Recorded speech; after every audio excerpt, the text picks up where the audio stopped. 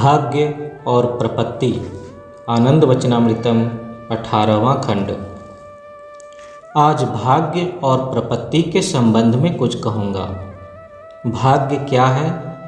अब तक जो कुछ कर्म किया गया है किंतु जिसकी प्रतिक्रिया का भोग अभी भी बाकी है, उसे भाग्य कहा जाता है। सौभाग्य या दुर्भाग्य जो भी क्यों न हो, यह जो अभुक्त संस्कार, रिएक्शन इन पोटेंशियलिटी या रिएक्टिव मोमेंटा है, प्रारब्ध है, यही है भाग्य। भाग्य किसी भी तरह एक अद्भुत अपरिहार्य वस्तु नहीं है।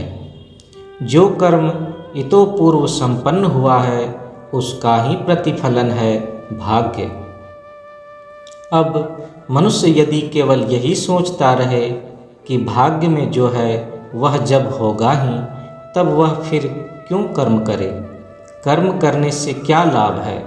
मेरे विचार से इस प्रकार की भावना ठीक नहीं है, क्योंकि भाग्य जो है, कुकर्म या सुकर्म की प्रतिक्रिया जो भी क्यों न हो, वह तो घटेगा ही, किंतु तुम अपनी निजी प्रचेष्टा के द्वारा, वैयक्तिक प्रयास के द्वारा जो करोगे वह तो सुकर्म होगा, और उसी के परिणाम स्वरूप तुम्हारे जीवन में नए सौभाग्य का द्वार खुल जाएगा। इसलिए भाग्य के ऊपर सब कुछ छोड़कर मनुष्य को हाथ पैर समेट कर बैठे रहना ठीक नहीं है, वरन दृप्त पौरुष के सहारे मनुष्य को सत्कर्म करते करते जीवन के पथ पर आगे बढ़ना उचित है। इस प्रसंग में एक कहानी है। एक बार किसी एक महापुरुष के पास उसके 2 शिष्य गए थे। भाग्य बड़ा है या पुरुषार्थ बड़ा है, इसे ही लेकर दोनों में मतांतर चल रहा था। प्रश्न सुनकर गुरुदेव ने उत्तर दिया, भाग्य में जो है वह तो होगा ही, किंतु कोई यदि पुरुषार्थ के ऊपर निर्भर रहकर मेहनत करे, काम करे, तभी न जीवन में नए सौभाग्य का अरुणोदय होगा। इसलिए किसी भी अवस्था में मनुष्य का निश्चेष्ट होकर बैठे रहना नहीं चलेगा, सर्वदा ही कर्म करते जाना होगा। अब बात है, प्रपत्ति क्या है? प्र जोर पत धातु जोर कतिन प्रत्यय के योग करने से प्रपत्ति शब्द निष्पन्न हुआ है। प्रपत्ति शब्द का मूल अर्थ है, इस विश्व ब्रह्मांड में जो कुछ हो रहा है सभी उस परम पुरुष की इच्छा से हो रहा है। उनकी इच्छा के बिना एक दूब घास का पत्ता तक नहीं हिलता है। इसलिए मैं करने वाला कौन हूँ?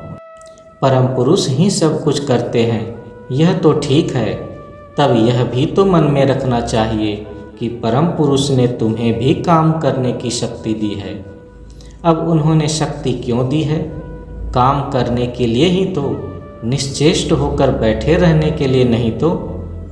इसलिए जो मनुष्य परम पुरुष के ऊपर निर्भर होकर बाकी सब कुछ छोड़ देंगे, उनके लिए यह भी देखना होगा कि परम पुरुष ने उन्हें जो शक्ति दी है, उस शक्ति को पूर्ण रूप से काम में लगाएं।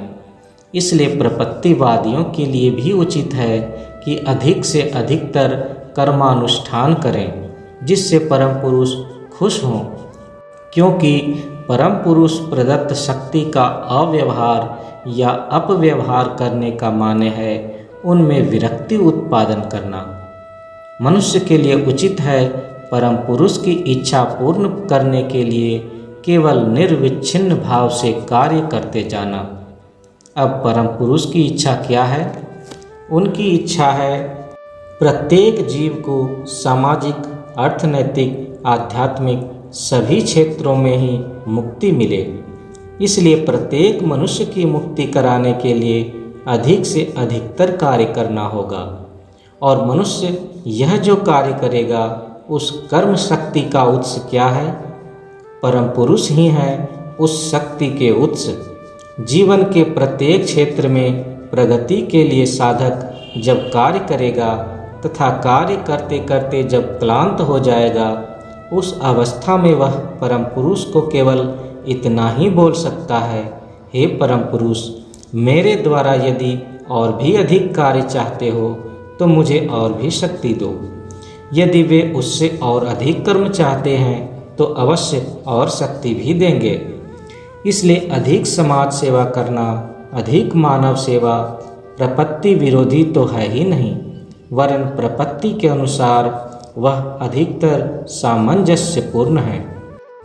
और विश्व की सबसे बड़ी बात है यही प्रपत्ति। मनुष्य को शक्ति देकर ही परम पुरुष ने इस पृथ्वी पर भेजा है। जो इस शक्ति को कार्य में नहीं लगाते उनके लिए इस पृथ्वी पर रहना मूल्यहीन है। मैं चाहता हूँ इस पृथ्वी के प्रत्येक मनुष्य का अस्तित्व एक विशेष मूल्य, एक विशेष अर्थ वहन करें। प्रत्येक मनुष्य अपनी अंतर्निहित शक्ति को, अपने सामर्थ्य को जीवन के प्रत्येक क्षेत्र में विकास के लिए पूर्ण सद्व्यवहार करे। इस पृथ्वी पर मनुष्य के लिए बचे रहने का एकमात्र उद्देश्य है अधिक से अधिक सत्कर्म में आत्मोत्सर्ग करना। श्री श्री आनंद मूर्ति, 26 जनवरी 1980, पटना।